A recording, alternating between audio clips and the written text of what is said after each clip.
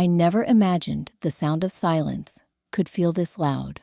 On the day I was supposed to be surrounded by love, laughter, and applause, I stood in a white gown, facing rows of empty chairs. My wedding, the one day that was supposed to finally prove I belonged, that I mattered, had become the clearest reminder that in my family's world, I would always come second, or maybe last. My name is Emily Parker. I am 32 years old, born and raised in the suburbs of Boston, the kind of neighborhood where every house looked the same, but the love inside those walls varied wildly. From the outside, my parents Diana and Richard looked like the perfect couple, and my younger sister Vanessa was the golden child every parent dreamed of. But me, I was the reliable one, the bookworm, the self-sufficient daughter who supposedly didn't need the same love and attention. At least, that's how they explained it when I asked why my achievements never seemed to matter. I can still remember standing in my high school gym the night of senior awards. I had won 3 academic medals and was supposed to give a short speech. As I looked into the audience, searching for familiar faces, I found only empty seats where my parents should have been. They were at one of Vanessa's cheerleading competitions across town. When I asked about it later, my mother's response was sharp but dismissive. "You're independent, Emily. You don't need us there." Those words etched into my memory, a phrase that followed me into adulthood like a curse. Vanessa, 3 years younger, didn't even have to try. She had that effortless beauty that made people stop mid-sentence, a smile that could flip a room in her favor. She got the shopping trips, the spa days, the late-night secrets whispered with my mom. I got the pat on the head, the lecture about responsibility, the reminder that I should be grateful they didn't need to worry about me. And maybe for years, I believed that was enough.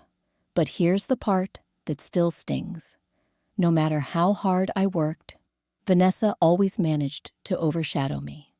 When I earned a scholarship, she staged a dramatic breakup that drew my parents' full attention. When I was promoted at work, she decided that exact week to announce she was moving in with her boyfriend. My life milestones became background noise in a story that always starred her.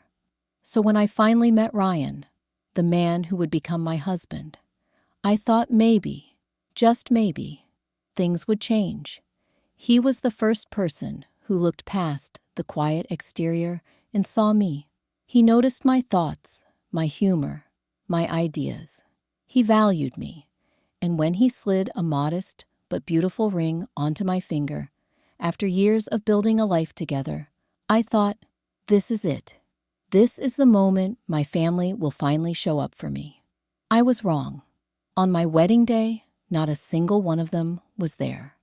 Not my parents, not my sister, not even Samantha, my best friend of 15 years who had promised to stand beside me as maid of honor. Their seats sat empty, while Ryan's family filled their side with warmth and genuine joy. As Ryan squeezed my hand before we cut our cake, I tried to hold it together. But then, my phone buzzed in the hidden pocket of my dress, a message from my mother, followed by a list of missed calls, 27 in total, and in that moment, a chill ran down my spine. Because deep inside, I knew this wasn't an accident. My family's absence wasn't just neglect, it was deliberate. If you've ever felt invisible in your own family, if you've ever wondered what it's like to stand in the shadows while someone else takes your place in the spotlight, then listen closely. And if you know this pain, share this video, because someone out there might need to hear they aren't alone. Growing up, I thought invisibility was just my normal. I was the dependable kid, the one who cleaned up without being asked, who babysat cousins during family gatherings, who brought home good grades but didn't cause trouble. I didn't scream for attention, because deep down, I knew nobody was listening anyway. Vanessa, on the other hand, never had to lift a finger. She was magnetic. She wanted something. It appeared. She cried. The whole world comforted her. She smiled. Doors opened. By the time we were in high school, the pattern was so established that people outside our family noticed. Teachers called her the bright star. Coaches praised her for her spirit. Meanwhile, my debate trophies gathered dust in the corner of my bedroom because my parents never came to watch, and whenever I dared to complain, I heard the same tired excuse. "You're strong, Emily. You don't need us the way Vanessa does." It wasn't encouragement. It was a sentence, a reminder that my needs were optional. Ryan used to joke about it, trying to soften the sting. "Your family runs on Vanessa's standard time," he'd say. "Everything bends around her schedule." He meant it as a joke, but the truth behind it always landed heavy. And as much as I wanted to believe my wedding would be different, part of me feared the pattern was too deeply ingrained. That fear became reality at a Sunday dinner nearly a year before my wedding date. I remember it vividly.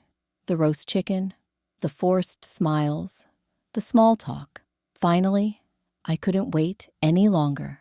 I reached for Ryan's hand under the table, squeezed it for courage, and announced our engagement.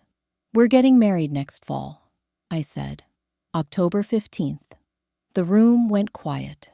My father barely looked up from his phone before muttering, "Congratulations. Do you need financial help? Things are tight with the market right now." My mother forced a smile. "That's nice, dear. Have you thought about waiting? Venues book quickly." And then I saw it. Vanessa's smile. A flicker of amusement that made my stomach twist. She said nothing, but her eyes told a story. She had already decided how this would go. I tried to dismiss it as paranoia. Surely even she wouldn't dare. Surely my parents would protect at least one day of my life from being overshadowed. But Ryan noticed too. Later that night, he whispered, "She's planning something. I can feel it." I brushed him off, telling myself he was being overprotective. But I couldn't shake the unease, because in our family, coincidences were rarely accidents. Over the next months, every milestone I tried to plan seemed to trigger a ripple from Vanessa. When we toured our venue, she announced she was starting a new job. When I chose my dress, she flaunted a lavish vacation on social media that had my mother gushing for weeks. And then came the announcement I had been dreading, but couldn't have imagined in my worst nightmares. 3 months before my wedding, while we sat around the dinner table, Vanessa cleared her throat with deliberate drama. She lifted her hand, a diamond ring flashing under the light. "Jack proposed last night," she said, her voice dripping with triumph. The room exploded with applause. My mother crying tears I had never seen her shed for me.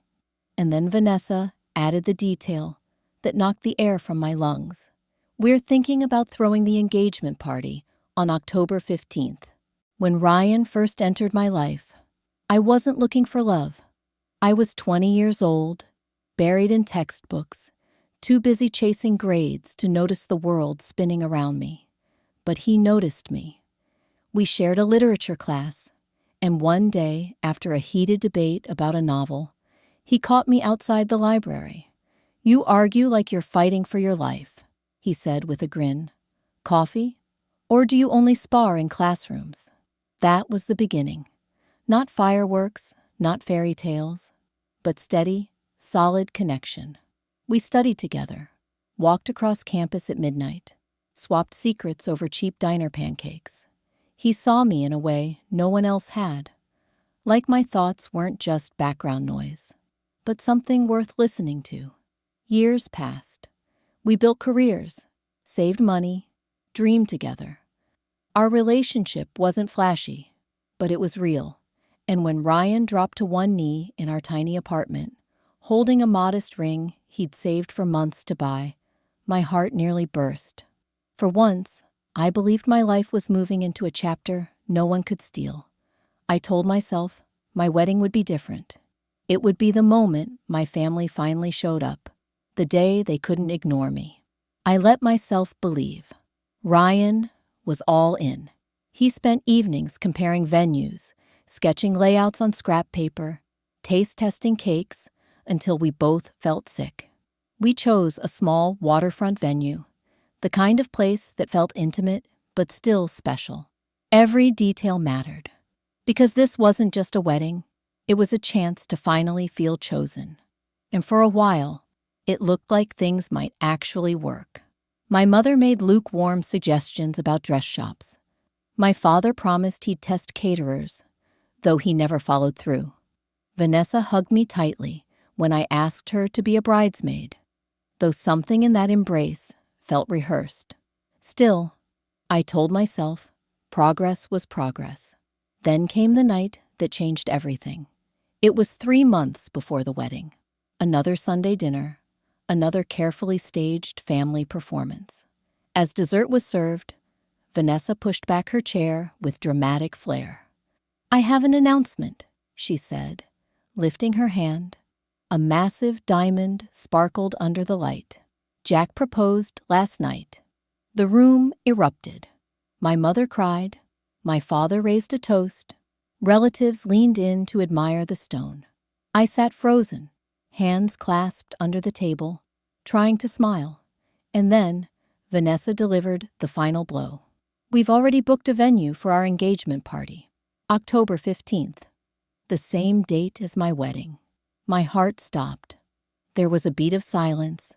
Then my mother spoke, as if pointing out a scheduling conflict over brunch. "But that's Emily's wedding day." Vanessa tilted her head, feigning innocence. "Oh no, really? I must have forgotten." But they told us it was the only Saturday they had available this fall. "We've already put down the deposit." The lie was obvious. No venue magically had just one Saturday available, and it just happened to land on my wedding. Still, I knew the danger. If I called her out, I'd be the bitter older sister again, the jealous one, the one who couldn't be happy for her sister. I looked to my parents, praying, for once they would defend me. My father cleared his throat. "Could you reschedule, Emily? Your sister's engagement is time-sensitive. A wedding can happen anytime." The words punched the air from my lungs. Reschedule my wedding. The invitations were already printed, the deposits already paid. This wasn't just unreasonable. It was cruel. Ryan's hand closed tightly around mine, his jaw tense. I wanted to scream, but my voice came out calm, firmer than I expected. We are not moving our wedding." Vanessa's smile widened. The kind of smile that told me this was only the beginning. In the days that followed, I replayed that dinner over and over in my head. My sister's smirk, my father's casual dismissal, my mother's tears for Vanessa, but never for me. The words, "A wedding can happen anytime," echoed like a cruel mantra. How could my own parents reduce the most important day of my life to something so disposable? Ryan tried to keep me steady. "Don't let them derail this," he told me, his hands resting on my shoulders. "This is our wedding, not theirs." I wanted to believe him, but the unease gnawed at me. I knew Vanessa's pattern too well. Every milestone I'd ever had, she'd stolen or sabotaged. Why would this be any different? I decided to confront her directly. That night, I called her. "You knew my wedding date," I said, skipping any pleasantries. "Why are you doing this?" Her voice came back smooth, dripping with practiced innocence. "Not everything is about you, Emily. Jack and I want to celebrate our engagement. If the only date available happened to be your wedding day, that's not my fault." My hands trembled as I gripped the phone. "You're forcing our family to choose." Her laugh was soft, cutting. And you already know who they'll choose.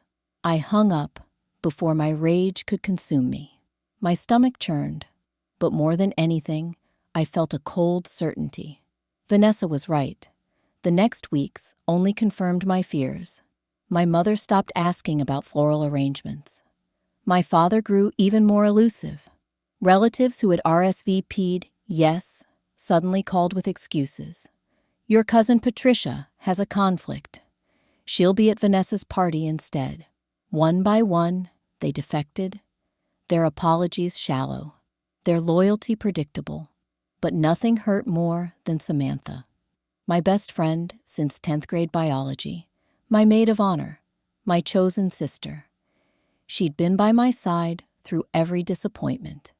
She was the one who had held me when my parents skipped my graduation, who reminded me that I was worthy even when my family said otherwise. If there was anyone I could trust to stand by me, it was her. At first, she was enthusiastic. She threw me a small engagement party, even helped me pick out bridesmaid dresses. But then, she began to pull away. She canceled our shopping trips. She missed our menu tasting. Her texts grew shorter, her excuses vaguer. Sorry, work's been crazy, she'd write. Or, family stuff. We'll catch up soon. Ryan noticed my worry. She's drifting, he said. I shook my head, unwilling to believe it. Number not Samantha. She's always been there for me. But deep down, I sensed it too. Something had shifted. One evening, I scrolled through social media, desperate for distraction. That's when I saw it. A photo posted from one of Vanessa's parties. There in the background, laughing, drink in hand, was Samantha. My heart dropped. She was standing beside Vanessa, the same Vanessa who had stolen my wedding day. I stared at the screen, my chest tightening. How long had this been going on? How many times had Samantha chosen her over me? The betrayal cut deeper than anything my parents had done. I could survive their favoritism, their indifference. I had for years. But Samantha? She was supposed to be different. She was supposed to be mine. And then, just when I thought it couldn't hurt more, Samantha called. Her voice was hesitant, almost rehearsed. Hey, Emily. I don't think I can make the dress fitting this weekend. Vanessa really needs help with her party.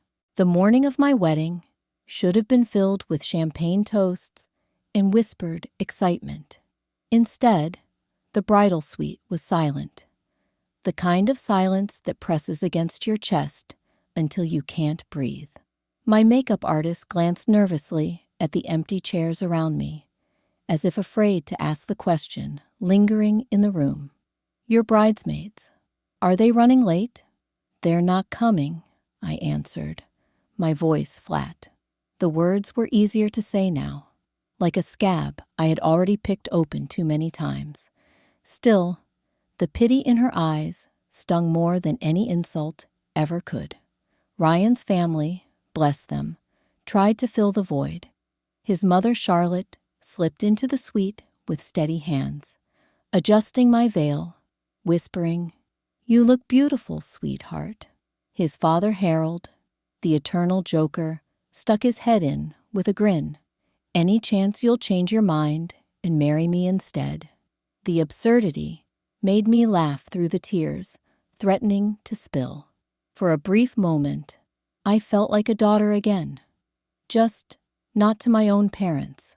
When it was time, the coordinator appeared, her professional smile faltering as she held the clipboard. "We have 22 empty seats on the bride's side," she said carefully. "Would you like us to redistribute the guests?" My throat tightened, but I managed a nod. "Do it. Make it look less obvious." Minutes later, as I waited for the music cue, there was a knock on the door. It was Thomas, Ryan's best man. He looked uncharacteristically serious. "Ryan thought you might need someone to walk you down the aisle," he said, offering his arm. The gesture nearly undid me. That role should have belonged to my father. but he had chosen not to come. And here was someone who barely knew me, willing to step into the void. My chest ached with gratitude and grief. "I'd be honored," I whispered. The doors opened. The venue was beautiful. Flowers, ribbons, everything I had dreamed. Yet my side of the aisle gaped with absence. A hollow wound disguised by careful rearrangement. Every step felt like dragging a mountain. But then I saw Ryan. His eyes locked on mine, steady and full of love. In that moment, he was the only anchor I needed. The ceremony blurred. Vows spoken through tears. Rings exchanged with trembling hands. A kiss that felt like survival. The applause that followed was uneven, coming almost entirely from Ryan's family. Still, it was enough to carry me forward. At the reception, we danced. We smiled. We cut the cake. Ryan whispered, "This is the beginning of our story. Forget them." I tried. I really did. But the empty chairs haunted me.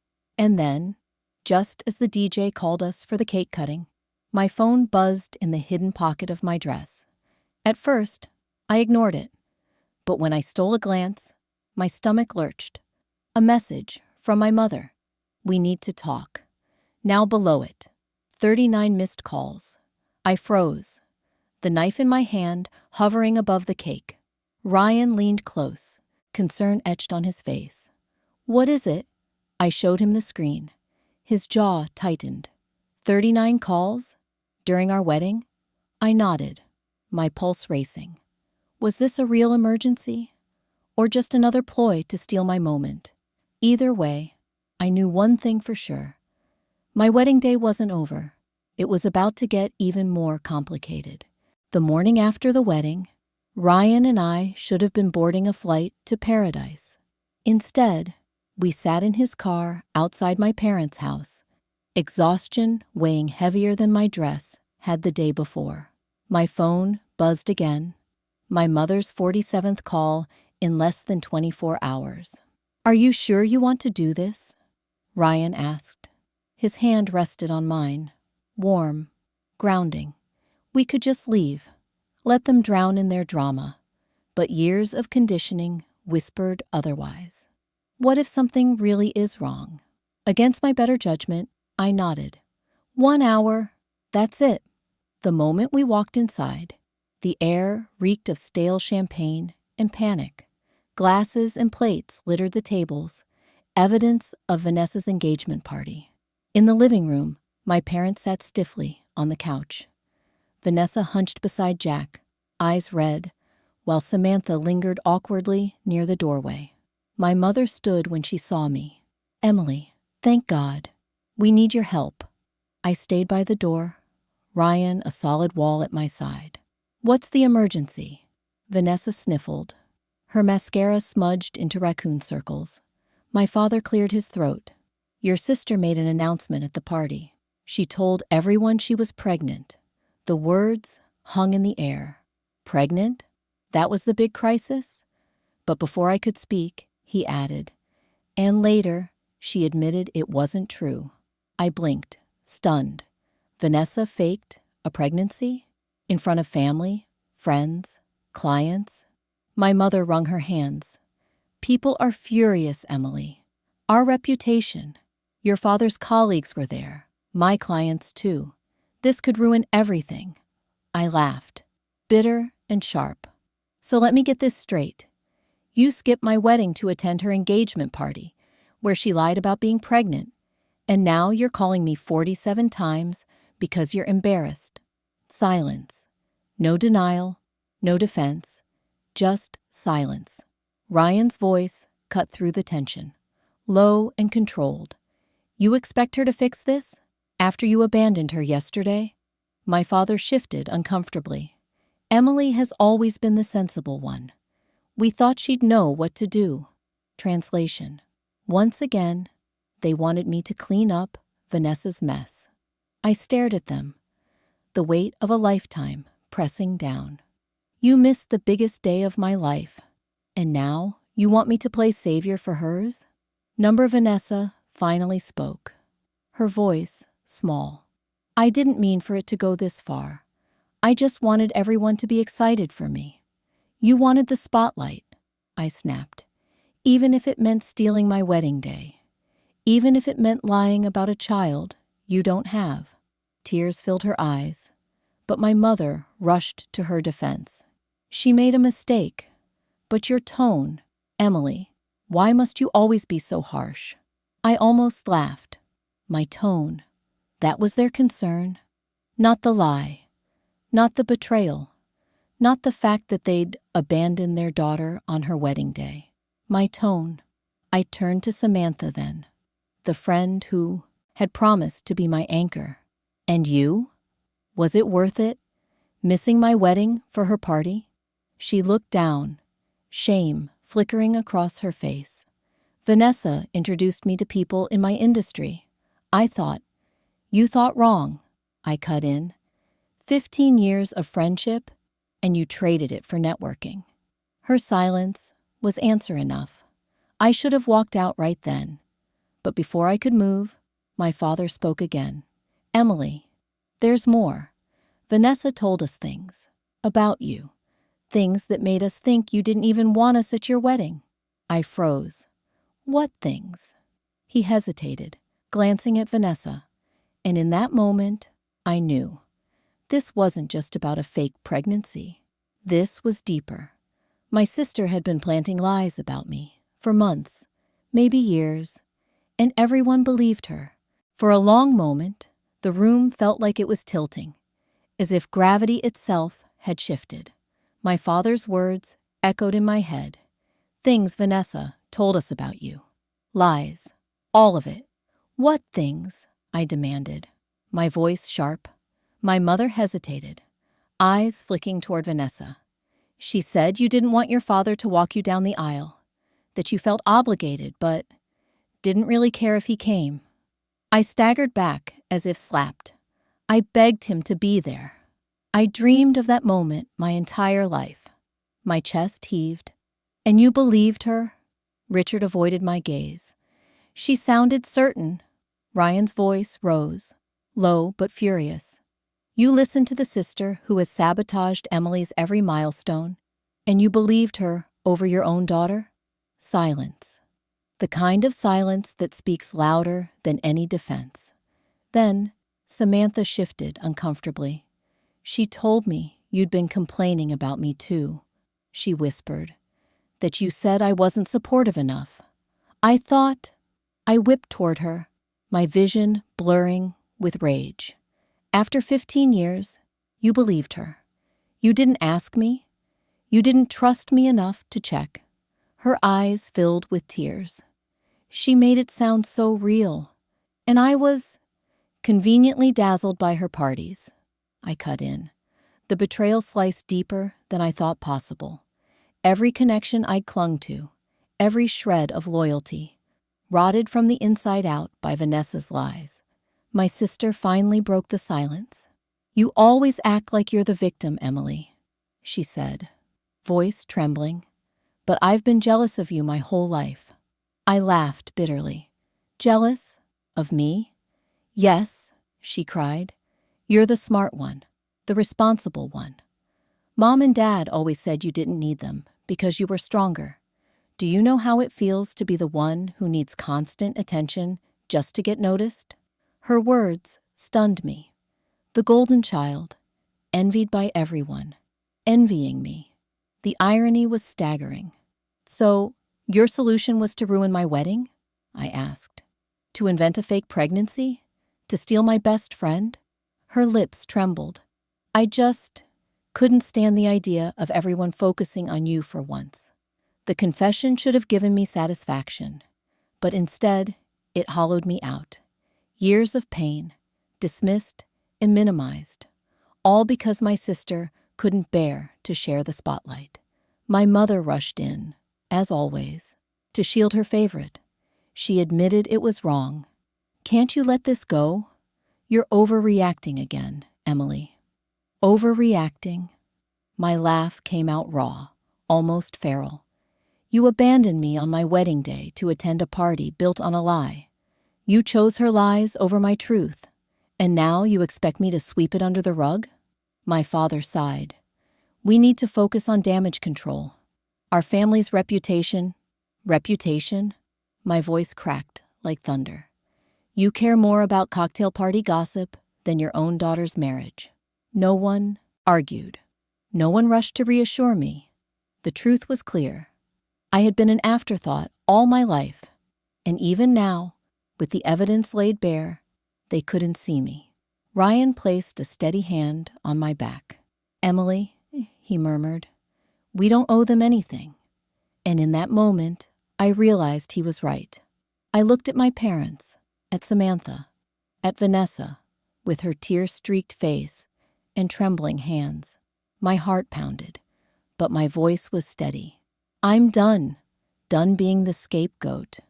Done being the reliable one you use to clean up her mess. Done being invisible. I grabbed Ryan's hand and turned toward the door. My mother's voice rose behind me, shrill and desperate. Emily, don't walk out. You'll regret this. But I didn't look back.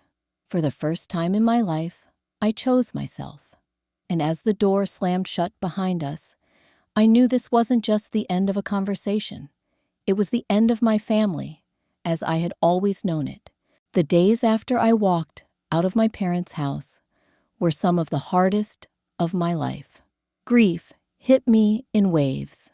Grief, not just for my ruined wedding, but for the realization that my family had never truly been mine. It felt like mourning people who were still alive.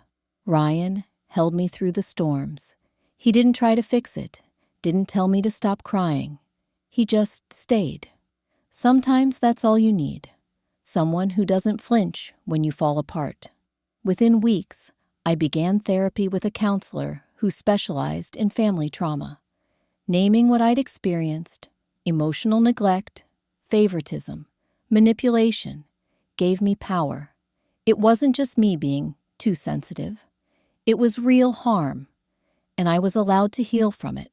For the first time, I began setting boundaries. I declined the weekly Sunday dinners. I stopped answering guilt-laden texts. Instead, Ryan and I built new traditions. Brunches with friends who showed up, holiday dinners with his parents, who welcomed me without condition. Laughter replaced tension. Love replaced performance. Samantha reached out eventually. Her apologies came in long messages, filled with regret. I listened, but I couldn't forget the empty seat she left beside me on the most important day of my life. We rebuilt something, but it was never the same.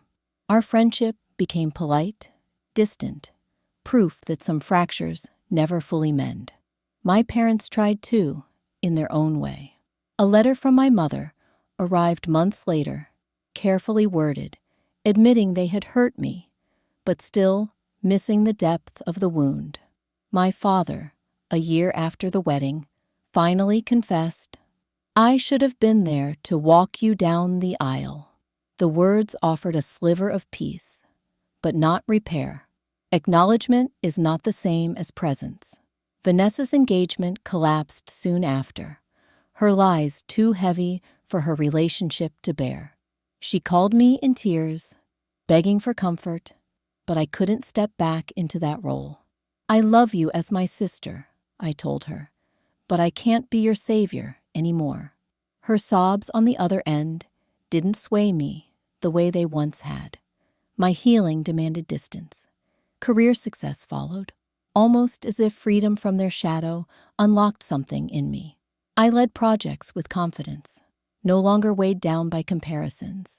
For the first time, my worth wasn't tethered to whether my family noticed. 1 year later, Ryan and I renewed our vows. This time, the seats were filled, with his parents, our friends, colleagues who had become family by choice. No empty rows, no ghosts haunting the photographs. Just love, pure and steady.